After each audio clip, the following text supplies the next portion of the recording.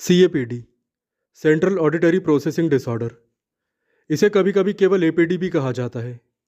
ये एक तरह का छिपा हुआ हेयरिंग लॉस होता है।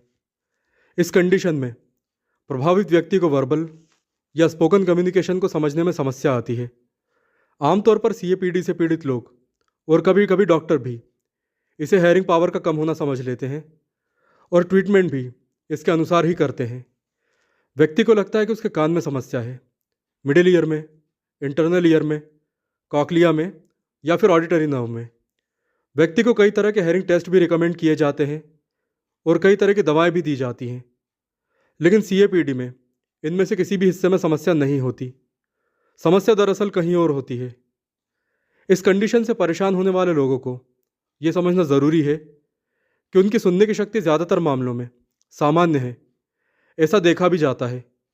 जब इस कंडीशन से ग्रस्त व्यक्ति का ऑडियोग्राम या ऑडियोमेट्री टेस्ट किया जाता है, तब उसकी हेयरिंग पावर नॉर्मल आती है। किसी तरह का हेयरिंग लॉस दिखाई नहीं देता। तो सवाल उठता है कि आखिर ये समस्या कहाँ है। समस्या दरअसल इस कंडीशन के नाम में छिपी हुई है, सेंट्रल ऑडिटरी प्रोसेसिंग डिसऑर्डर। इसका अर्थ है दिमाग में साउंड को प्रोसेस करने में होने वाली परेशानी। दरअसल दिमाग तक साउंड तो पहुंच रहा है, लेकिन उसे ठीक तरह से प्रोसेस नहीं किया जा रहा। इसलिए सुनने वाले को शब्द ठीक तरह से समझ में नहीं आते, खासकर ऐसे माहौल में जहां काफ़ी शोर हो। इस कारण से कई बच्चों और कभी कभी वयस्कों में भी अटेंशन डिसऑर्डर, लर्निंग डिफ़िकल्टी और लैंग्वेज प्रोसेसिंग इम्पेयरमेंट, यानी भाषा को समझने और शब्दों का अर्थ निकालने में समस्या पैदा हो जाती है। ये समस्या दिमाग के उस हिस्से को प्रभावित करती है जो साउंड को प्रोसेस करता है और इसे एक अर्थ देता है, जिस अर्थ को समझकर हम किसी भी भाषा या ध्वनि या शब्दों की अर्थपूर्ण व्याख्या, यानी कि मीनिंगफुल इंटरप्रिटेशन कर पाते हैं। दरअसल हमारा दिमाग कंप्यूटर प्रोसेसर की तरह कार्य करता है। जिस तरह प्रोसेसर अलग अलग प्रोग्राम्स और सॉफ्टवेयर को कोडेड और प्रोसेस करके उस फॉर्मेट में बदलता है जिसे इंसानों द्वारा समझा जा सकता है, उसी तरह दिमाग भी वातावरण की हर चीज़ की व्याख्या एक अर्थपूर्ण तरीके से करता है जिसे इंसानों द्वारा समझा जाता है। ज़्यादातर केसेस में CAPD से ग्रस्त लोगों के कानों में कोई समस्या नहीं होती है।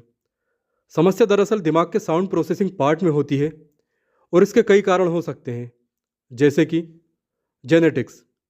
कई शोधकर्ताओं का यह मानना है कि CAPD माता पिता से बच्चों में या एक पीढ़ी से दूसरी पीढ़ी तक पहुंच सकता है। इसके अलावा हेड ट्रॉमा, सिर की चोट भी CAPD के डेवलपमेंट होने का एक बहुत बड़ा कारण है। किसी गंभीर दिमागी चोट के बाद इस कंडीशन के डेवलप्ड होने की संभावना काफ़ी अधिक होती है। ज़्यादातर मामलों में CAPD का कारण ब्रेन इंजरी ही होता है। इसके बाद ट्यूमर्स, हालांकि ये एक रेयर कंडीशन है, लेकिन फिर भी ब्रेन ट्यूमर द्वारा भी CAPD डेवलप हो सकता है। इसके अलावा अनट्रीटेड हेयरिंग लॉस, हालांकि CAPD से प्रभावित लोगों की सुनने की क्षमता सामान्य होती है, लेकिन कभी कभी ऐसा हेयरिंग लॉस जिसे बिना उपचार के छोड़ दिया गया हो, इससे भी ब्रेन के साउंड को प्रोसेस करने की क्षमता प्रभावित होती है और कुछ समय बाद ये समस्या CAPD के रूप में सामने आ सकती है। एक और कारण है जिस पर ज़्यादातर लोगों का ध्यान नहीं जाता, इसलिए मैं लगातार लोगों से उनकी बॉडी में प्रॉपर ऑक्सीजन लेवल बनाए रखने के लिए बार बार कहता हूँ, और वो कारण है एनोक्सिया, यानी शरीर में खासकर दिमाग तक पर्याप्त मात्रा में ऑक्सीजन का ना पहुँचना। और ये किसी भी कारण से हो सकता है, जैसे कि स्ट्रोक। इन सभी के अलावा भी ऐसे कई कारणों से भी ये समस्या पैदा हो सकती है, जिन कारणों को निर्धारित नहीं किया जा सकता। ये थी CAPD के बारे में वो जानकारी जो उन सभी लोगों के लिए ज़रूरी थी जिन्हें ये समस्या है। तो CAPD की कंडीशन में पहला सवाल ये उठता है कि हमें कैसे पता चलेगा कि परेशानी CAPD है या सेंसरी न्यूरल हेयरिंग लॉस, यानी कि नस खराब होने के कारण हमारे सुनने की शक्ति में कमी आ रही है। तो इसका सबसे अच्छा तरीका है कि आप ऑडियोग्राम टेस्ट करवा लीजिए। इससे पूरी तरह स्पष्ट हो जाएगा कि कान में परेशानी के कारण सुनाई देना कम हुआ है या फिर ये समस्या CAPD के कारण आ रही है। अब यदि समस्या CAPD के कारण है तो अपने डॉक्टर से स्पीच लैंग्वेज पैथोलॉजिस्ट के बारे में ज़रूर पूछें, जो बच्चों और वयस्कों दोनों की अलग अलग थेरेपीज़ द्वारा सीएपीडी की कंडीशन को इम्प्रूव करने में सहायता करता है। अब हम इसके मैनेजमेंट की जानकारी लेते हैं। तो सीएपीडी से सुनना, संवाद, शिक्षा और मनोवैज्ञानिक स्वास्थ्य प्रभावित होता है। सीएपीडी के मैनेजमेंट का लक्ष्य व्यक्ति को उसके दैनिक जीवन में अधिक सुविधाजनक रूप से लोगों से कम्युनिकेशन करने में सहायता देना है। सबसे पहले, यदि टेस्ट और डायग्नोसिस में सीएपीडी की समस्या ही सामने आती है, कान में कोई समस्या नहीं है, तो आप याद रखें, आपको किसी तरह की महंगी दवाओं, इंजेक्शन या सप्लीमेंट की ज़रूरत नहीं है, क्योंकि आपकी सुनने की क्षमता सामान्य है। सीएपीडी का मैनेजमेंट वास्तव में थेरेपीज द्वारा किया जाता है, जिसमें ज़्यादातर मामलों में दवाओं की ज़रूरत ही नहीं होती। हालांकि पर्याप्त पोषण और एनोक्सिया यानी ऑक्सीजन का लेवल यदि कम है, तो इसे सही स्तर पर लाने के लिए कुछ एरोबिक एक्सरसाइजेस की ज़रूरत हो सकती है। लेकिन ज़्यादातर मामलों में सीएपीडी को थेरेपीज द्वारा ही मैनेज किया जाता है। अब मैं आपको सीएपीडी मैनेजमेंट के लिए कुछ थेरेपीज़ की जानकारी दे रहा हूँ। इनमें से हर एक के बारे में हम आगे आने वाले वीडियोज़ में विस्तार से जानकारी लेंगे, क्योंकि ये थेरेपीज़ कैसे की जाती है इसे समझाने में काफ़ी समय लगेगा। इसलिए अभी आप केवल इनकी सरफेस लेवल की जानकारी ले लीजिए। पहली है स्पीच लैंग्वेज थेरेपी। ये थेरेपी बच्चों और बड़ों दोनों को स्पीच लैंग्वेज पैथोलॉजिस्ट द्वारा दी जाएगी।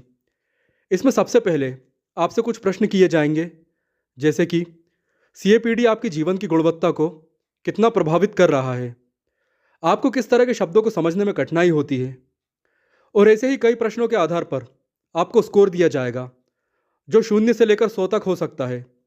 0 यानी आपको सीएपीडी से कोई समस्या नहीं है, और 100 यानी कि आप इससे बुरी तरह प्रभावित हैं। स्पीच लैंग्वेज थेरेपी के बाद ज़्यादातर वयस्क जिनका स्कोर 70, 80 या 90 तक भी था, वो थेरेपी के बाद 40 या 30 तक आ जाता है, यानी शब्दों और वाक्यों को समझने की उनकी क्षमता में 50% तक की वृद्धि हो जाती है। दूसरी है ब्रेन ट्रेनिंग टेक्निक। इसमें चीज़ों को नए ढंग से सीखने के लिए दिमाग की खुद की क्षमता को विकसित किया जाता है। इसमें कई ऑडियो विजुअल एड्स की सहायता ली जाती है, जैसे एक स्क्रीन पर पूरे अल्फ़ाबेट रहेंगे, और जैसे ही आप किसी को टच करेंगे उसका साउंड आपको सुनाई देगा, जैसे कि ए के लिए ए और एम के लिए एम। इसमें दिमाग अलग अलग अक्षरों की ध्वनियों की पहचान करना फिर से सीखता है। तीसरी है हेयरिंग एड की सहायता लेना। ये स्पेशल टाइप के हेयरिंग एड होते हैं जो बैकग्राउंड की नॉइज़ को कैंसिल कर देते हैं। ये भीड़ वाली जगहों जैसे क्लासरूम या बाजार में बैकग्राउंड नॉइज़ यानी शोर को कम करते हैं, और केवल उन शब्दों और वाक्यों को सुनने में सहायता करते हैं जो कि हमारे लिए ज़रूरी है। चौथी और सबसे प्रभावी है साउंड एंड म्यूज़िक थेरेपी। इसमें अलग अलग तरह का म्यूज़िक, साउंड, अलग अलग पिच के शब्द और वाक्य, इन सभी का संयोजन बनाकर बच्चे या वयस्कों को सुनाया जाता है, जिससे कि मस्तिष्क खास शब्दों और वाक्यों की पिच कैसी होती है ये सीखता और समझता है। उदाहरण के लिए सीएपीडी में एक जैसे साउंड करने वाले शब्दों जैसे पा और फा के बीच अंतर करना कठिन होता है, लेकिन म्यूज़िक थेरेपी के द्वारा इन्हें समझना सरल हो जाता है। इनके अलावा computer assisted therapy, written assistant यानी कि शब्दों के साथ उनका लिखित रूप भी देना, जैसे कि सबटाइटल्स, साथ ही परिवार और दोस्तों की काउंसलिंग, ताकि वो स्लो पेस यानी कि धीमी गति से शब्दों का साफ उच्चारण कर सकें, और ऐसे हेयरिंग एड्स का उपयोग करना जो मोबाइल से कनेक्ट होकर रियल टाइम में साउंड को टेक्स्ट में कन्वर्ट कर देते हैं, यानी ध्वनियों को लिखित रूप में बदल देते हैं। इस थेरेपी में इन सभी का उपयोग भी शामिल होता है, और इनके बारे में हम आगे आने वाले वीडियोस में विस्तार से जानकारी लेंगे। इसी के साथ इस वीडियो को समाप्त करते हैं। आप याद रखें, सेंसरी न्यूरल हेयरिंग लॉस यानी कि कान का नस सूखना अलग है और सीएपीडी अलग।